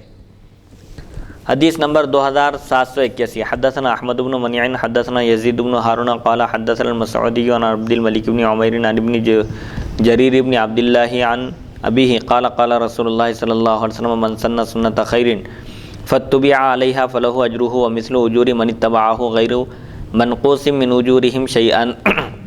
ومن سن سنت شر فاتبع علیہا کان علیہ وزرہ ومثل اوزار من اتبعہ غیر منقوص من آزارہم شیئا وفی الباب عن حذیفۃ ھذا حدیث حسن صحیح وقد روی من غیر وجہ عن جریر بن عبد اللہ عن النبی صلی اللہ علیہ وسلم نحو ھذا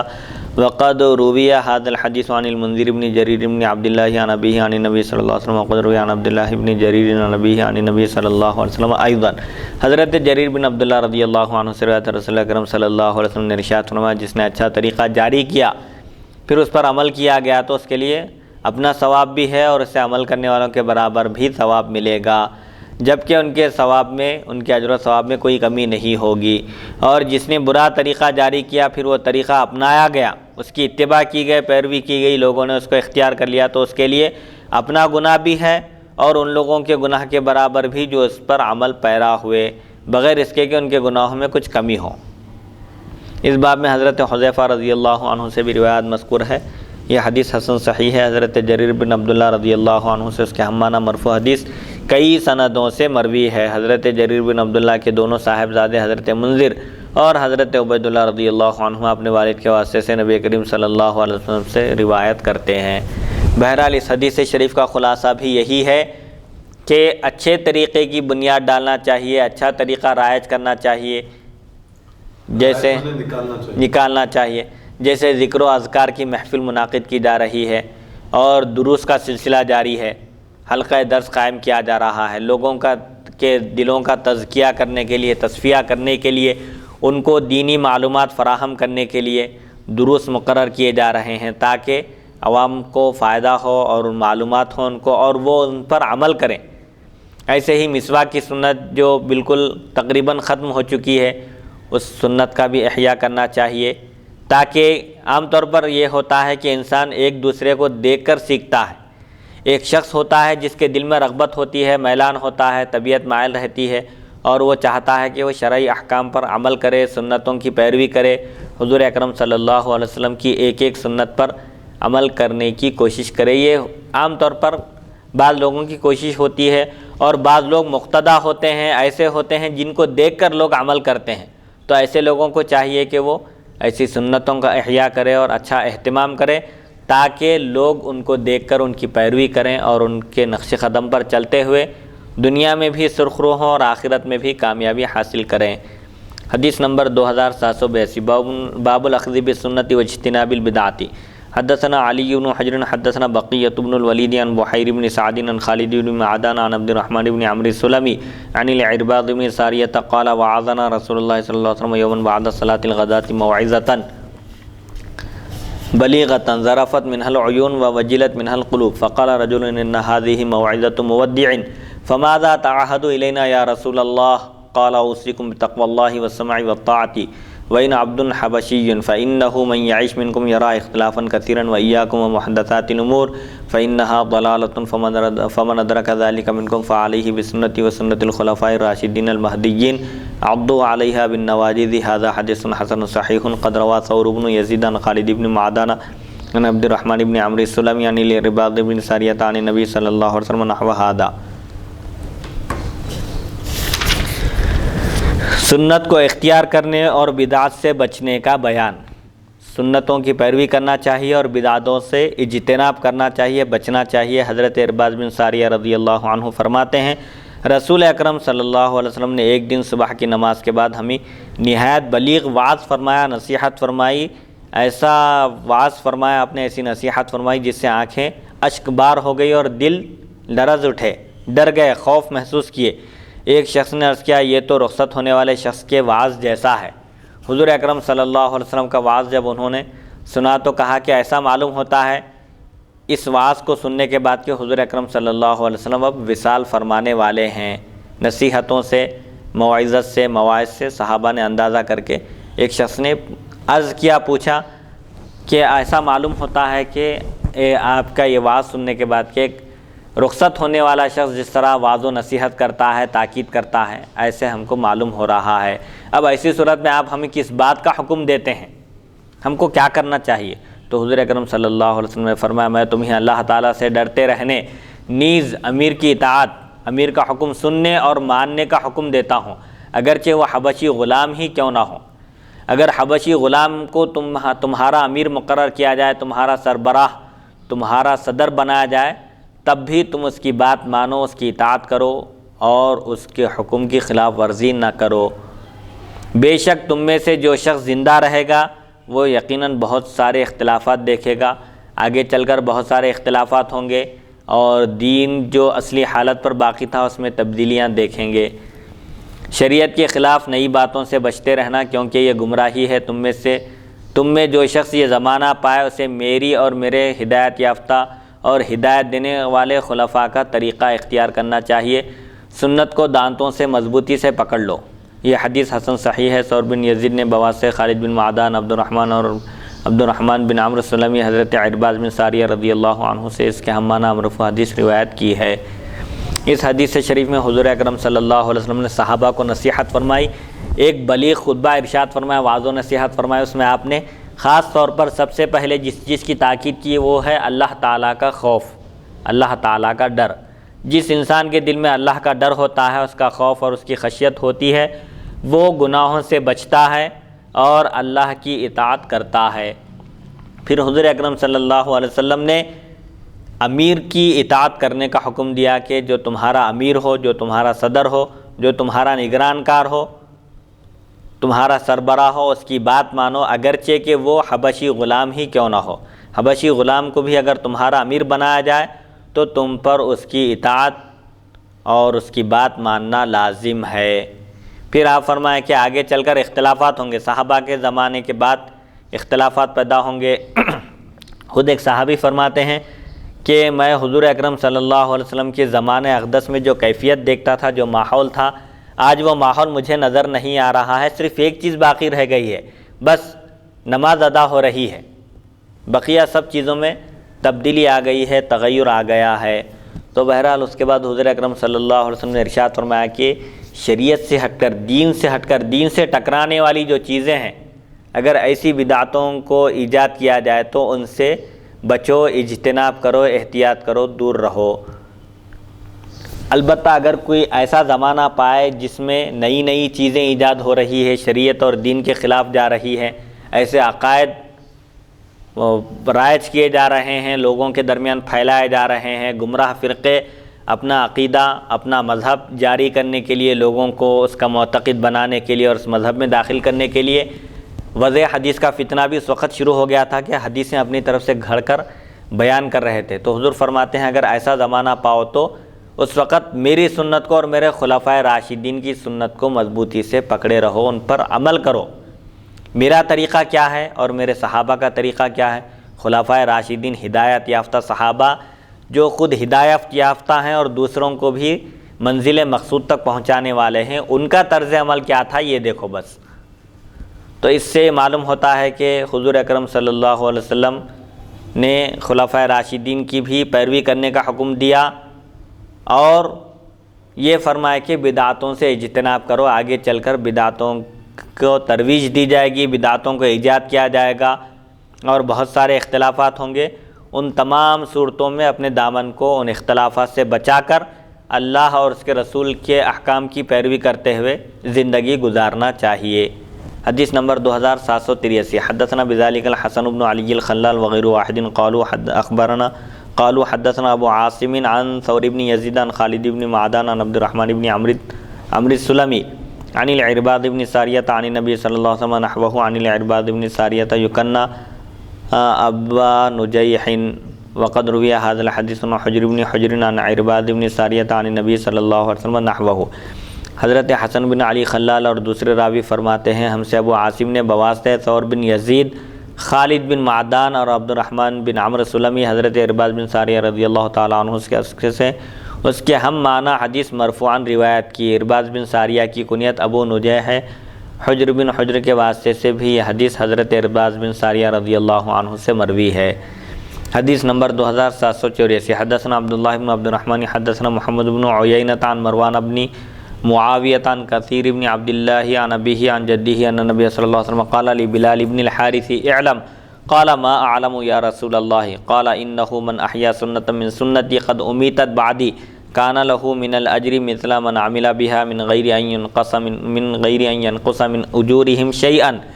ومن ابتدع بدعة ضلالة لا يرضاها الله ورسوله كان عليه مثل آثام من عمل بها لا ينقص ذلك من اوزار الناس شيئا هذا حديث حسن ومحمد بن عيينة هذا هو مصيصي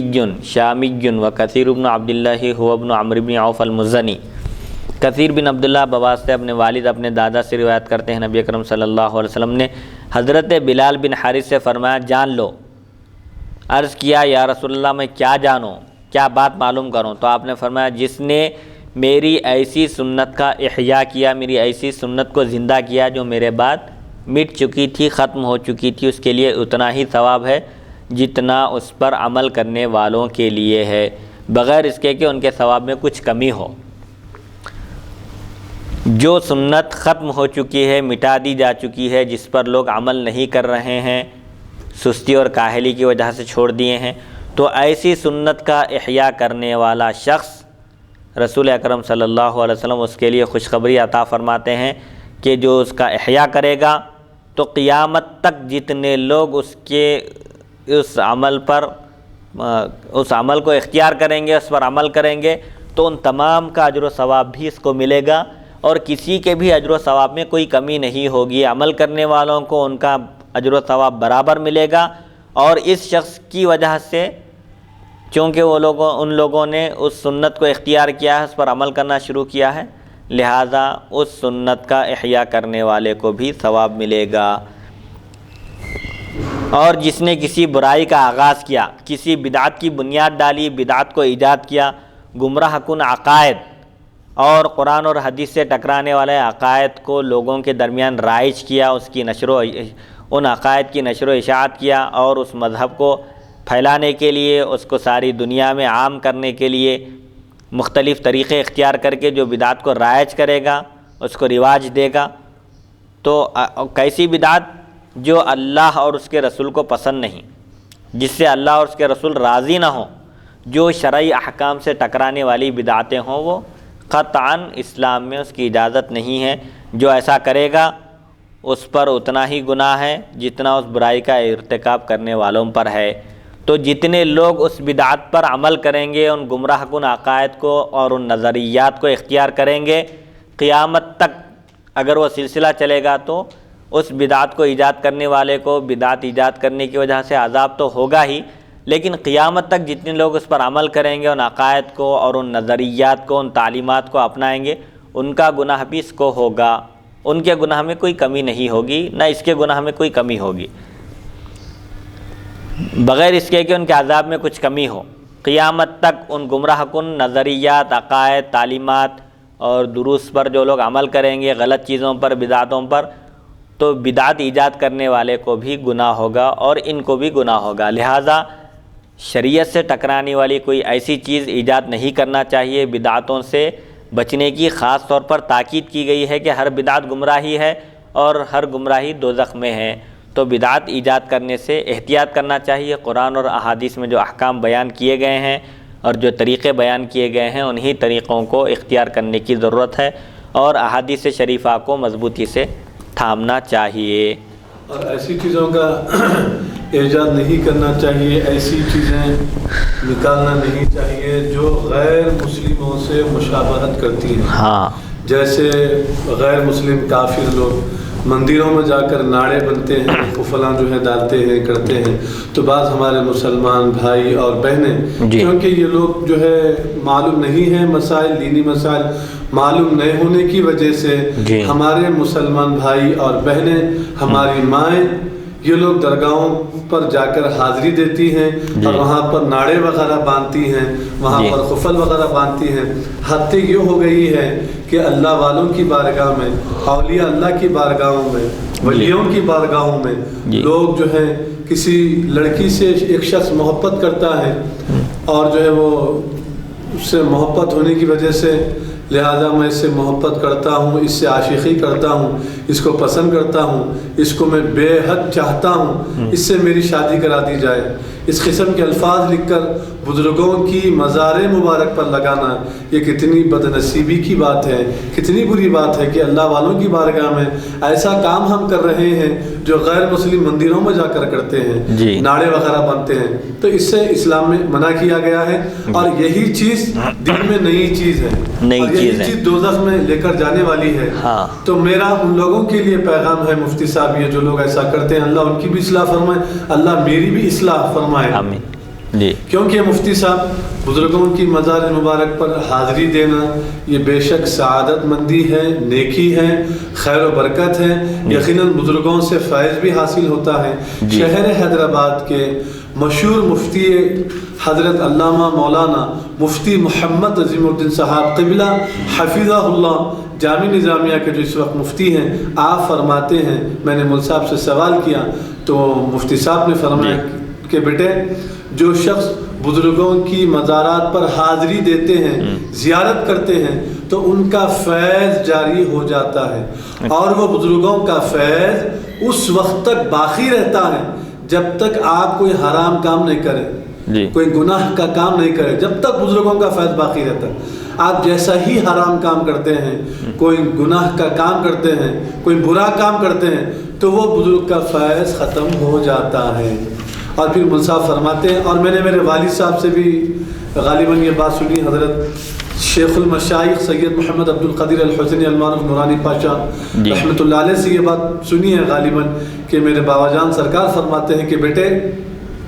ہم اولیاء اللہ کی بارگاہ میں جا کر ایسی چیز مانگتے ہیں جس کو انہوں نے دنیا میں پسند نہیں کیا۔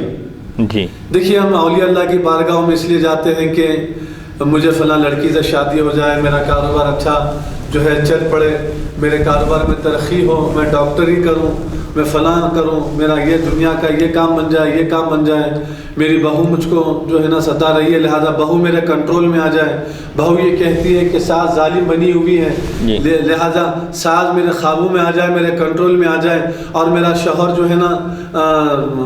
ساس کا جو ہے نا غلام ہو گیا ہے، ساس بولے جیسا سن رہا ہے، میرا شوہر میری گرفت میں نہیں ہے لہذا میرا شوہر میری گرفت میں آ جائے۔ بہو یہ چاہتی ہے کہ میرا بیٹا جورو کا غلام ہو چکا ہے، جورو کا غلام ہو گیا ہے، وہ جورو کے اشاروں پر ناچ رہا ہے،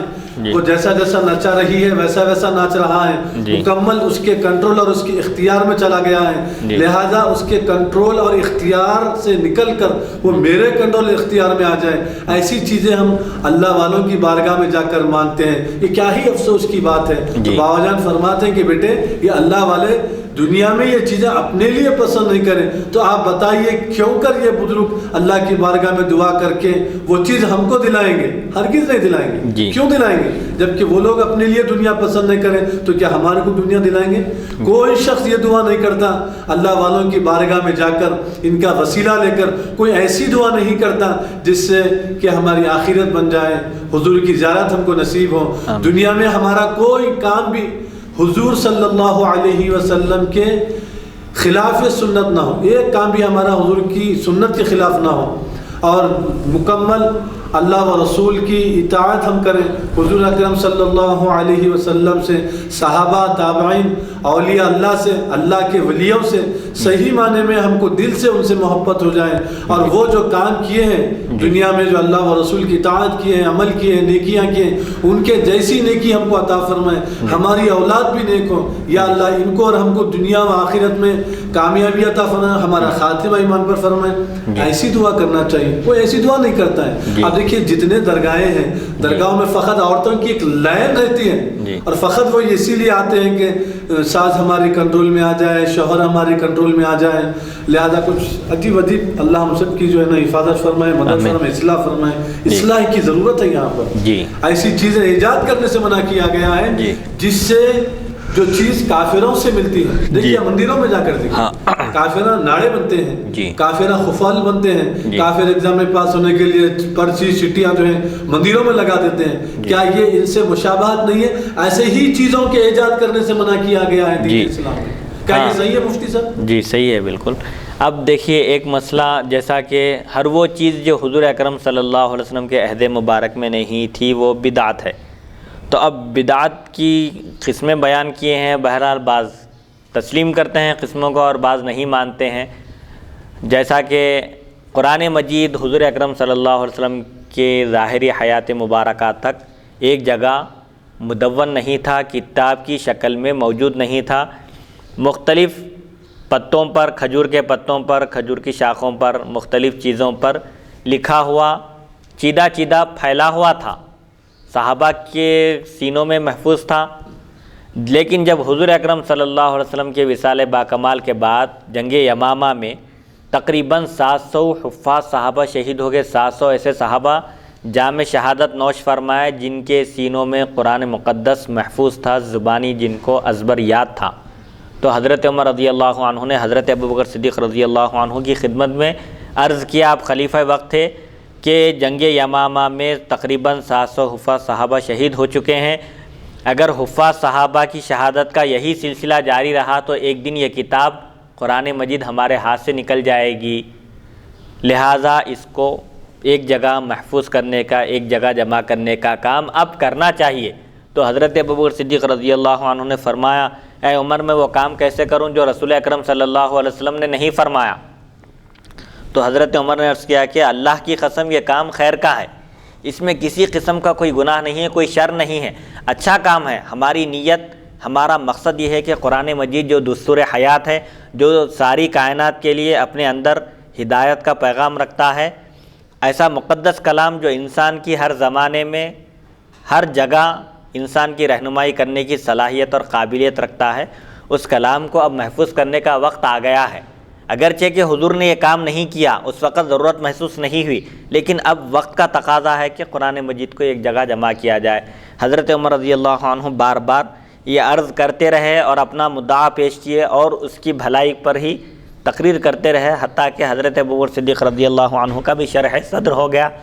آپ کے بھی دل میں یہ بات آ گئی اللہ کی طرف سے کہ اس کام کو کرنا چاہیے، یہ خیر کا کام ہے اور پوری امت کا اس میں فائدہ ہے. چنانچہ حضرت ابوبکر صدیق رضی اللہ عنہ نے، جیسا کہ اب کتابوں میں لکھا ہوا ہے، تفصیلات موجود ہے، کہ آپ نے کتابت وحی کے لیے حضرت زید بن ثابت رضی اللہ عنہ کا انتخاب فرمایا کہ زید بن ثابت رضی اللہ عنہ کا شمار کاتبان وحی میں ہوتا تھا. آپ وحی لکھا کرتے تھے حضور کے عہد مبارک میں.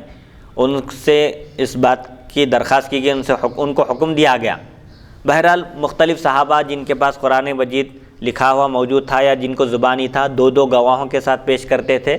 وہ قرآن مجید مکمل ایک جگہ جمع کیا گیا. تو اب جو بدعت کہتے ہیں وہ لوگ قرآن بھی نہیں پڑھ سکتے، کیونکہ قرآن بھی بدعت ہے. حضور کے زمانے میں اس کی تدوین باضابطہ کتابی شکل اس کو نہیں دی گئی تھی. اور تراویح کا معاملہ ہے، حضور اکرم صلی اللہ علیہ وسلم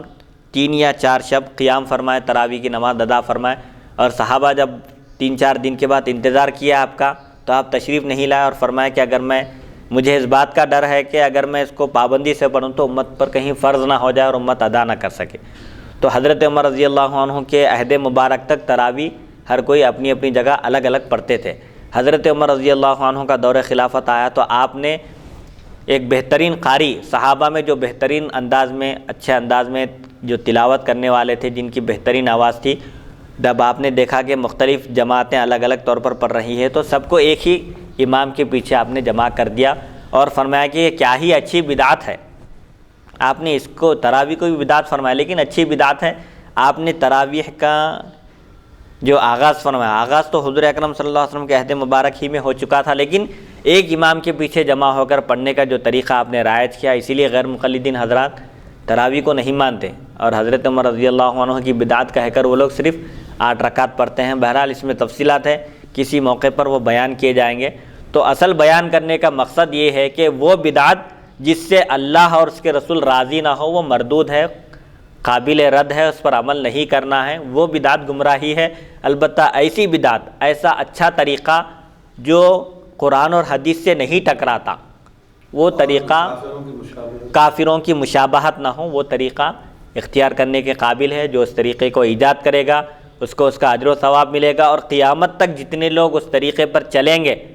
ان کا بھی اجر و ثواب اس کو ملے گا، اور ان کے بھی اجر و ثواب میں، عمل کرنے والوں کے اجر و ثواب میں بھی کوئی کمی نہیں ہوگی۔ وہ طریقہ بھی ایسا طریقہ ہو جس سے لوگوں کو فائدہ ہو، لوگوں کو فائدہ ہونے کے علاوہ اصل میں قرآن اور حدیث سے نہیں ٹکرانا ہے بس۔ مین چونکہ انسان مومن کے لیے قرآن اور حدیث ہی اصل بنیاد ہے، یہ دونوں مستقل شرعی حیثیت رکھتے ہیں، قانون سازی، قانون اور احکام وغیرہ قرآن اور احادیث ہی سے حاصل کیے جاتے ہیں۔ بہرحال قرآن اور حدیث کے خلاف نہیں جانا وہ طریقہ، تب قابل عمل ہے۔ اللہ تعالیٰ کی توفیق اور اس کی مدد سے الحمدللہ آج ہم حدیث نمبر 2769 سے شروع کیے تھے، اس کی توفیق اور اس کی مدد سے حدیث نمبر 2784 تک الحمدللہ ہم پہنچے ہیں۔ اللہ تعالیٰ سے دعا ہے کہ وہ ہم کو سننے اور سنانے سے زیادہ احادیث شریفہ پر عمل کرنے کی توفیق عطا فرمائے۔ وصلی اللہ تعالیٰ علی خیر خلقہ سیدنا محمد و آلہ و صحبہ اجمعین والحمد للہ رب العالمین۔